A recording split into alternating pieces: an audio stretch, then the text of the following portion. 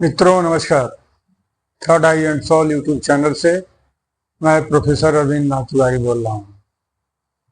आज का जो विषय लेकर के आया हूँ उस विषय पर लगभग सभी साधकों का ध्यान रहता है और वह है विषय कुंडलिनी जागरण।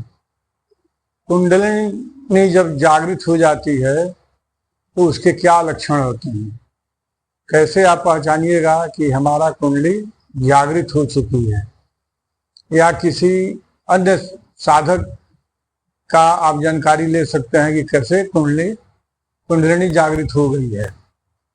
या आपसे कोई सवाल करता है, पूछता है, तो आप जब जानेंगे तभी उसके लक्षण को समझ सकते हैं। तो आइए शुरू करते हैं। फिर वही निवेदन मैं आपसे करूंगा कि जो भी नए साधक हैं, अगर वीडियो अच्छा लगे तो चैनल को सब्सक्राइब, लाइक, कमेंट करना नहीं भूलिएगा। सभी नए साधकों की यह इच्छा होती है, जो साधना करता है, जो अध्यात्म जगत में रहता है, कि हमारी कुंडलिनी जागृत हो, सभी चक्र जागृत हों और थर्ड आई खुले, अर्थात तीसरा नेत्र। कुंडलिनी जब जागृत हो जाती है तो समझिए कि साधक का भाग्य खुल जाता है। जैसे मानो कि एक अनमोल वस्तु की प्राप्ति हो गई, और ऐसा है भी। कुंडलिनी जागृत होने के बाद साधक को बहुत प्रसन्नता होती है, क्योंकि कुंडलिनी खुलने के दौरान साधक को कितना कष्ट उठाना पड़ता है, कितना झेलना पड़ता है, वही समझता है। कुंडलिनी खुलने की पीड़ा, इतनी खुशी होती है उतना ही पीड़ा भी होती है, पीड़ा के दौर से गुजरना पड़ता है। कुंडलिनी खुलने के दौरान आध्यात्मिक, भौतिक और परलौकिक कई तरह के उथल पुथल का सामना साधक को करना पड़ता है।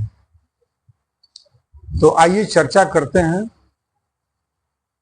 और आगे बढ़ाते हैं चर्चा को, कि जब कुंडलिनी खुलना शुरू होती है, जागृत होना शुरू हो जाती है,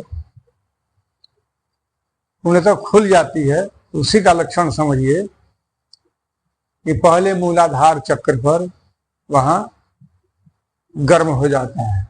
मूलाधार चक्र जो है गर्म हो जाता है। उसके बाद से ऊपर जब साधना के दौरान, साधना जब साधक करता है तो उसके दौरान लगता है कि कुछ कीड़ा वस्तु घुस गया और स्वाधिष्ठान चक्र पर आके लगता है कि रेंगता है।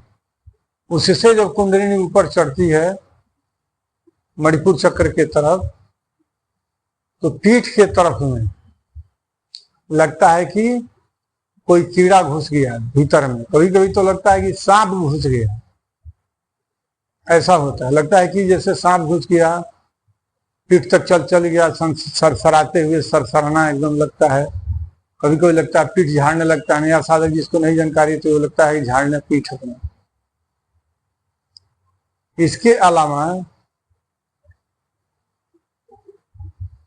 उस दौरान, कुंडली खुलने के दौरान, साधक को कमर में बड़ी दर्द होती है, बड़ी कमर में पीड़ा हो जाती है, पेट झड़ना शुरू हो जाता है। और साधक की कुंडली पूर्णतः जागृत हो जाती है तो एक सबसे बड़ा लक्षण है कि कहीं भी वो बैठेगा, जाएगा, अगर किसी जगह पर निगेटिव अगर ऊर्जा है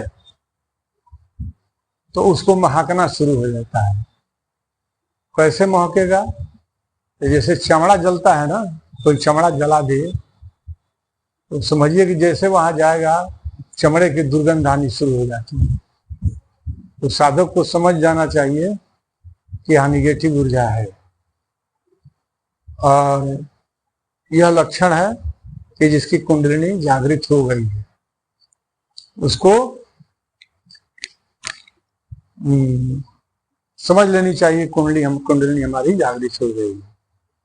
इसके अलावा जब जाइएगा आप कहीं रास्ते में या कोई जानवर आ रहा है, तो जानवर ठिठक के रुक जाते हैं और लगते हैं एक तरफ से निहारने साधक।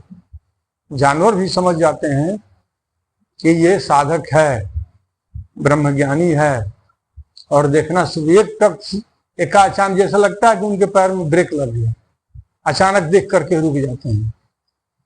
उसके अलावा ये बड़े बड़े जानवर की बात मैंने कहा, छोटे जानवरों की भी होती है, बिल्ली की, कुत्ता की। बिल्ली और कुत्ता आसपास आके लगते हैं घूमने, भौंकेंगे नहीं, या भौंकने का अंदाज भी होता है तो प्यारा होता है उनका, भौं भौं करते हैं, इससे काटने वाला भौं भौं नहीं करते हैं।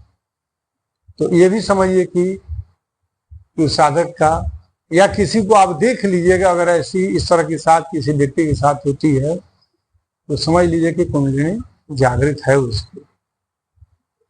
ये सब लक्षण है। एक सबसे बड़ा लक्षण है कि ऐसे साधकों को गीत संगीत के प्रति बड़ी रुझान होता है, बड़ी रुझान हो जाती है, और ऐसे साधक खूब गीत गाना पसंद करेंगे, गीत सुनना पसंद करेंगे।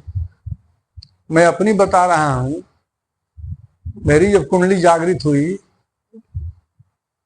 गीत मैं पहले से गाता था लेकिन गीत छोड़ दिया। लेकिन जैसे ही कुंडली जागृत हुई, एक स्टार ऐप है, लगभग उस पर 2000 में गीत गाया हूं।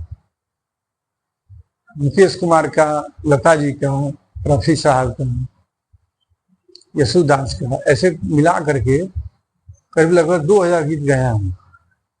आज भी है, कोई देख सकता है। तो गीत संगीत के प्रति रुझान बढ़ जाती है। और सबसे बड़ी बात है कि साधक बड़ी गंभीर प्रवृत्ति को हो जाता है, वह ज्यादा बोलता नहीं है, सुनना पसंद कर देता है। पहले जो बोलता था, जानकारी लेना चाहता था या किसी से पूछता था, तब पूछता भी नहीं है। अगर पूछ भी लेगा तो जो जरूरी बात होगी, जो जरूरी प्रश्न होगा वही पूछेगा, अन्यथा वह समझने का प्रयास करेगा, चुपचाप शांत हो जाएगा और एकांतवासी हो जाता है। एकांत में बैठेगा और एकांत प्रिय हो जाता है। एक बात और है, जिसकी कुंडली जागृत हो जाती है उसके पास निगेटिव माइंड के लोग नहीं बैठते हैं, नकारात्मक ऊर्जा के लोग नहीं बैठते हैं, भाग पड़ाते हैं वहां से, गोड़ झाड़ देते हैं। जब भी कोई बैठेगा तो पॉजिटिव आदमी बैठेगा, देवत्व भाव का आदमी बैठेगा, या जिंदा दिल आदमी होगा वही बैठेगा। या समझ लीजिए कि कुंडलिनी जागृत है। जो भी नकारात्मक नेगेटिव माइंड के लोग हैं, नेगेटिव ऊर्जा है, वैसे लोग के पास, जिसकी कुंडली खुल गई है, कुंडली जागृत हो गई है, उनके पास नहीं बैठ सकते। तो अगर कोई साधक है, नया साधक है, कुंडली उसकी खुल रही है, तो इन लक्षणों से वो मिला सकता है, जानकारी ले सकता है। तो ये सब बातें हैं, और भी बातें हैं। कुंडली जिसकी खुलती है, धीरे धीरे वो देवत्व दर्शन की तरफ बढ़ जाता है, सिद्धि की तरफ बढ़ जाता है। ये सब लक्षण है। और सभी चक्र जो है धीरे धीरे जागृत होना शुरू हो जाते हैं। तो मित्रों, अगर ये बात बताएं अच्छा लगा हो तो वीडियो को लाइक, सब्सक्राइब, शेयर करना नहीं भूलिएगा। और एक निवेदन के साथ, जिसको अपना ऑरा चेक कराना हो, व्हाट्सएप में डिस्क्रिप्शन में व्हाट्सएप नंबर दे रहा हूँ, मैसेज दे करके अपना समय ले सकता है, अपना ऑरा चेक करा सकता है। किसी के घर में कोई नकारात्मक चीज है या पॉजिटिव है, वो भी चेक करा सकता है। तो आइए, मैं विदा लेता हूँ। जय मां गायत्री, हर हर महादेव।